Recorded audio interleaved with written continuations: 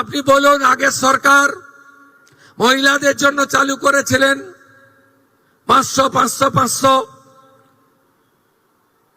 এই কর্মসূচির উদ্দেশ্য ছিল মহিলাদের অ্যাকাউন্টে যাওয়ার। আপনি অবাক হয়ে যাবেন, এই 2 কোটির মধ্যে 10 লক্ষ পুরুষ বেরিয়েছে। বলুন আমার মা বোনেরা, দিদিরা, লক্ষ্মীর ভান্ডারের নামের টাকা কি পুরুষের অ্যাকাউন্টে যাওয়া উচিত? তাই ঝাড়াই বাছাইয়ের প্রয়োজন ছিল। সমালোচনা হয়েছে 12 পৃষ্ঠার ফর্ম।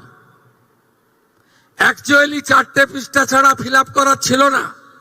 আর একবার আপনি ফিল আপ করে দিয়েছেন, একেবারে পোর্টালে আপলোড হয়ে গেছে। শুধু এই স্কিম নয়, ভারত সরকার, পশ্চিমবঙ্গ সরকারের আরো অসংখ্য স্কিমে আপনি সুযোগ পাবেন। আপনাকে আর দ্বিতীয়বার ফর্ম ফিল আপ করতে হবে না। তাই আপনারাও সহযোগিতা করেছেন, আমরাও আপনাদের ধৈর্যকে আমরা কুর্নিশ জানাই।